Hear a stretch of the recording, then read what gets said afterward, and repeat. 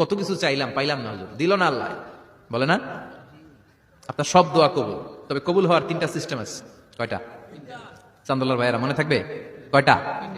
আপনি যত দোয়া করছেন সব কবুল, কারণ আল্লাহর কাছে কিছু চাইলে আল্লাহ ফিরাইয়া দিতে জানে না, আল্লাহ জানেই না কেমনে ফিরাই দিতে হয়। সুবহানাল্লাহ কোন? চাওয়া মাত্রই আল্লাহ বলে অ্যাকসেপ্টেড, যা কবুল, দিব দিব না এটা বলতে জানে না, চাওয়া মাত্রই বলে দিব। 3 সিস্টেম। নাম্বার 1, আপনি আল্লাহর কাছে দোয়া করলেন, চাইলেন, আল্লাহ বলে দিব, বলেই তিনি দিয়ে দেন আর আপনি খুশি হয়ে যান, পেয়ে গেলেন। নাম্বার 2, আপনি আল্লাহর কাছে দোয়া করলেন, চাইলেন, তখনও আল্লাহ বলে দিব, তবে এখন না, সবুর, একটু পরে দিব, কখন দিলে আমার জন্য ভালো, আমার চেয়ে ভালো জানে কে, পরে দিবে। নাম্বার 3, চাইলেন, দোয়া করলেন, আল্লাহ তখনও বলে দেব, তবে এখনো না, পরেও না, কিয়ামতের দিন যেদিন বিপদে পড়বে ওই দিন দেব।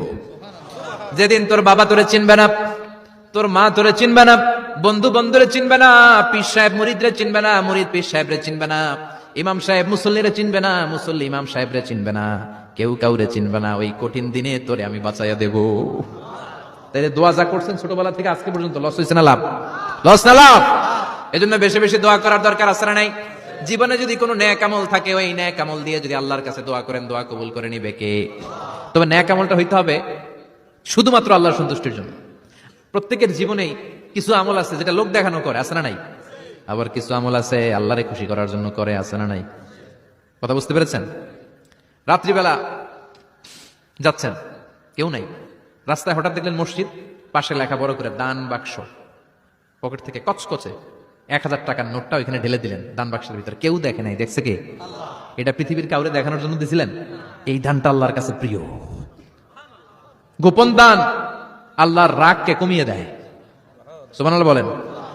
আল্লাকা সিররুন ইনদাল্লাহ বাইনাকা আনতা ওয়া বাইনাল্লাহ, আল্লাকা সাদাকাতুন তাখফা লা ইয়ালামুহা ইল্লাল্লাহ, আল্লাকা সিররুন ইনদাল্লাহ বাইনাকা আনতা ওয়া বাইনাল্লাহ, আল্লাকা সাদাকাতুন তাখফা লা ইয়ালামুহা ইল্লাল্লাহ। সুবহানাল্লাহ বলেন।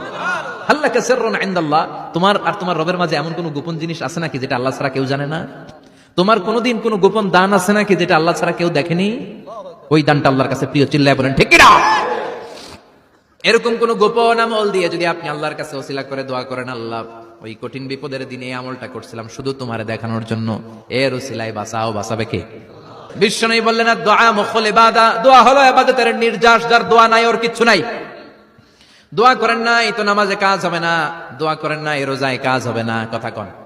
আর দোয়া মুখল ইবাদা, দোয়া হচ্ছে ইবাদতের নির্যাস। আবার